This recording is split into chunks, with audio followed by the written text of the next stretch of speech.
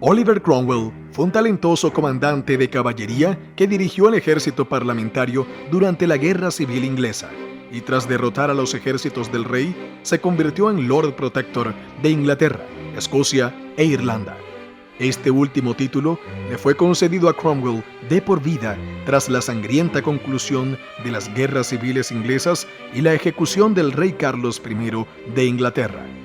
Cromwell era un puritano y un radical cuya larga serie de victorias en el campo de batalla de las Islas Británicas le llevó a creer que Dios le había encargado liberar al pueblo de un rey malvado. Incluso hoy en día Cromwell sigue siendo una figura controvertida, considerada como un visionario político, un genio militar, un fanático religioso, un invasor despiadado y un déspota regicida. Oliver Cromwell nació el 25 de abril de 1599. Su padre era Robert Cromwell, un modesto caballero de campo, y su madre Elizabeth Stuart. Oliver pasó su infancia en Huntingdon antes de asistir durante un año a la Universidad de Cambridge.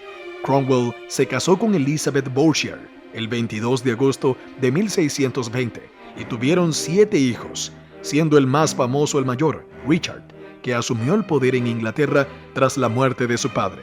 En 1628 representó al distrito de Cambridgeshire como diputado. Sin embargo, el rey Carlos I cerró el parlamento y Oliver tuvo que volver a su vida en el campo. En la década de 1630, Cromwell, que se ganaba la vida como granjero, sufrió una conversión religiosa. A partir de entonces, el fervor religioso estuvo siempre presente en sus discursos y escritos. Como puritano acérrimo, Cromwell era bastante sencillo, vestía sobriamente y disfrutaba de actividades modestas y tradicionales como la caza y cetrería. A mediados de la década de 1630, su fortuna aumentó tras recibir una cuantiosa herencia por la muerte de un tío. En 1640, cuando se reabrió el parlamento, Cromwell volvió a él como diputado por Cambridge. En julio de 1642, Inglaterra entró finalmente en guerra civil tras años de disputas políticas y promesas vacías entre el Parlamento y el rey Carlos I. Los dos bandos estaban en desacuerdo sobre el dinero, la religión y el reparto del poder político. Los bandos enfrentados de la guerra civil se conocieron como los Cabezas Redondas y los Caballeros del Rey. Durante los primeros años de la guerra, la mayoría de los parlamentarios solo querían obligar al rey a ver los disparates que estaba cometiendo y que algunos de sus poderes fueran limitados por el parlamento. Todavía no pretendían abolir la monarquía. A partir de 1642, Cromwell se convirtió en capitán de la caballería del ejército de la Asociación Oriental del Parlamento, dirigida por Edward Montagu, conde de Manchester. Cromwell mandaba su propia tropa, que se amplió gracias a la riqueza de sus propiedades heredadas. Se convirtió en comandante de caballería gracias a su éxito como líder y a las victorias que obtuvo en el campo de batalla. Cromwell era un estricto disciplinario y se creía un instrumento de Dios contra un rey malvado, como observa el historiador T. Hunt. Otro detalle es que Cromwell valoraba mucho el mérito de cada soldado. Decía que prefería tener a un simple capitán pelirrojo con casaca que sabe por lo que lucha y ama que a uno al que llamáis caballero y no es más que eso. El regimiento personal de caballería pesada de Cromwell era inusualmente fuerte, con 14 soldados, y era conocido como Ironsides.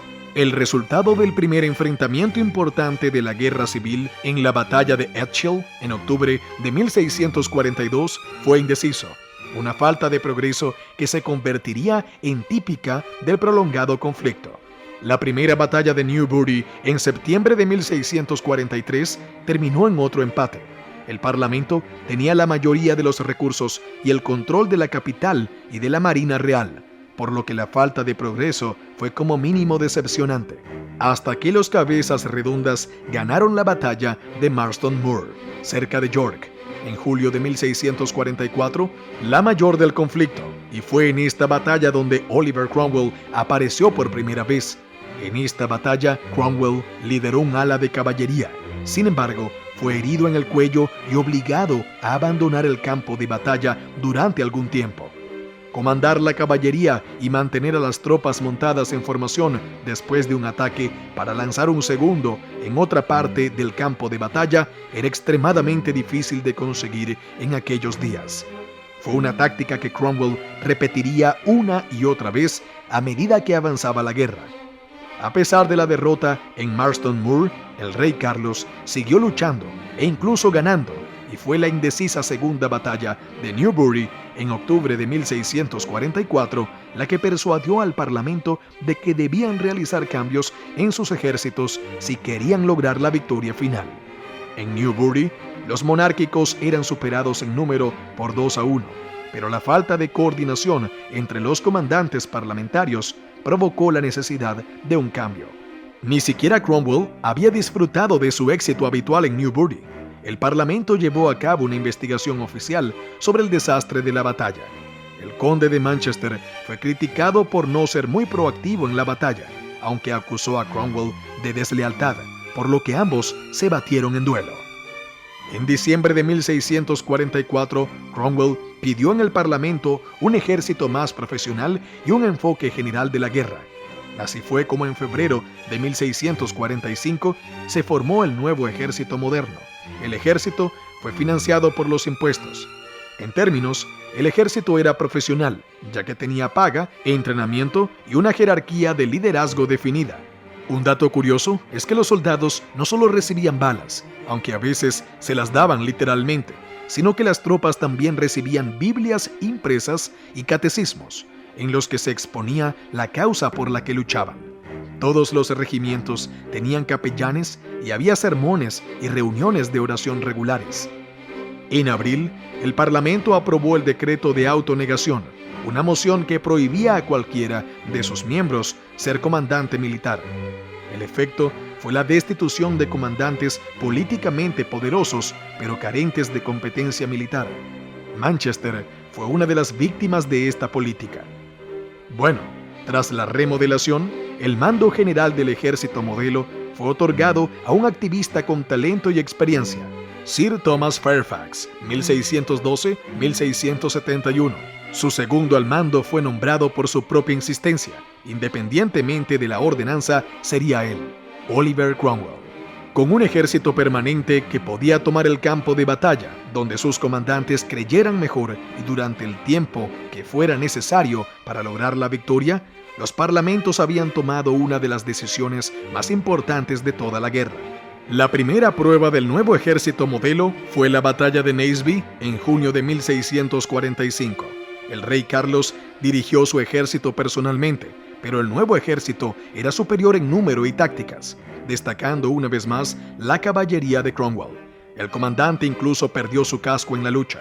La infantería monárquica fue destruida, se tomaron miles de prisioneros y quizás lo más significativo de todo, se incautó de la correspondencia del rey Carlos. La correspondencia del rey demostraba que no tenía intención de negociar el fin de la guerra y que estaba dispuesto a pactar con los rebeldes irlandeses para que reforzaran su ejército. El propio rey, sin embargo, escapó para luchar otro día.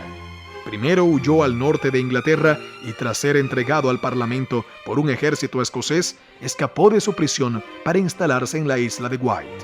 Desde allí, se quedó planeando la extensión de la guerra. La batalla de Preston, que tuvo lugar entre el 17 y el 20 de agosto de 1648, fue otra gran victoria parlamentaria. Cromwell lideró el nuevo ejército contra un ejército escocés más numeroso. Los escoceses esperaban que la restauración de Carlos promoviera la iglesia presbiteriana en Escocia e Inglaterra, pero fueron derrotados y junto a ellos el rey, que finalmente fue encarcelado. Cromwell reconquistó el norte de Inglaterra para el Parlamento. Para muchos, Carlos ya no podía ser tolerado. Era un rey que había hecho la guerra contra su propio pueblo. En 1648 se produjo una especie de golpe de Estado en el seno del Parlamento, donde se redujo el número de diputados y prácticamente se depuró la Cámara de los Comunes. Aprovechando este resquicio, el rey fue juzgado, declarado culpable y ejecutado el 30 de enero de 1649. La firma de Cromwell fue la tercera en la sentencia de muerte.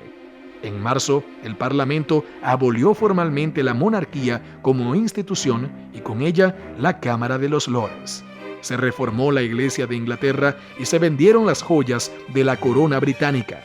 A partir de entonces, y de una forma sin precedentes, Inglaterra se convirtió en una república. Sin embargo, la monarquía no fue abolida en Escocia, donde en febrero de 1649, el hijo mayor del difunto rey Carlos se convirtió automáticamente en Carlos II de Escocia. Los escoceses apoyaron a Carlos como medio de defender la iglesia presbiteriana en Escocia, y una de sus condiciones para el apoyo militar fue que el rey prometiera promover esa iglesia en Inglaterra si llegaba a ser rey allí. También había en Inglaterra quienes consideraban a Carlos como su legítimo gobernante, aunque estuviera exiliado en otro país. Las guerras civiles aún no habían terminado. Comenzó el tercer asalto, y fue la amenaza de Escocia la que movilizó de nuevo al ejército del nuevo modelo. Sin embargo, antes de que Cromwell pudiera ocuparse de los escoceses, dirigió un ejército de 12,000 hombres a Irlanda para aplastar sin piedad una rebelión monárquica. Cromwell logró victorias abrumadoras. Las acusaciones de extrema violencia contra los soldados capturados y cientos de muertes innecesarias de civiles en la campaña irlandesa empañaron la reputación de Cromwell a partir de entonces. Mientras tanto, los escoceses seguían uniéndose en torno a Carlos II y contaban con un ejército considerable en Edimburgo. El Parlamento decidió enviar el ejército del nuevo modelo a Escocia y aplastar esta amenaza de una vez por todas. Fairfax no aprobó tal medida y renunció a su cargo. Cromwell asumió el cargo de comandante en jefe y dirigió el ejército personalmente. Intentó 2 veces tomar Edimburgo en julio y agosto de 1650. Finalmente, Cromwell convirtió lo que parecía un probable desastre en una gloriosa victoria, derrotando a la caballería e infantería escocesa en la batalla de Dunbar. Cromwell conquistó entonces el castillo de Edimburgo en Nochebuena. Aún así, los escoceses persistieron y coronaron formalmente a Carlos II el día de Año Nuevo de 1651. En un último esfuerzo desesperado, Carlos envió a su ejército a invadir Inglaterra, pero fueron fácilmente derrotados por Cromwell el 3 de septiembre de 1651. El Parlamento de Escocia fue disuelto y se enviaron representantes al Parlamento de Westminster. Cromwell había logrado lo que ningún otro rey inglés había conseguido jamás. Había unificado Gran Bretaña en una sola entidad política. Se había puesto fin a las guerras civiles. Tras el final de la guerra civil, no todo eran flores. Quedaban graves grietas en esta unidad forzada de Gran Bretaña. El Parlamento y el ejército seguían enfrentados, y pocos se ponían de acuerdo sobre cómo proceder sin una monarquía. Incluso Cromwell decidió demostrar quién mandaba. El 20 de abril de 1653 entró en el Parlamento e informó a los miembros de que no eran aptos para gobernar. Después de eso, el Parlamento se cerró. El 16 de diciembre de 1653, Cromwell fue nombrado Lord Protector de Inglaterra, Escocia e Irlanda por un nuevo parlamento, mucho más reducido que el anterior.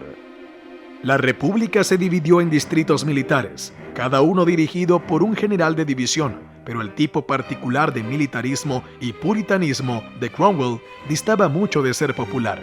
Aunque hubo una mayor tolerancia religiosa, los católicos quedaron excluidos de ella. Se produjeron algunos avances radicales no deseados. Las celebraciones de Navidad y Pascua fueron abolidas.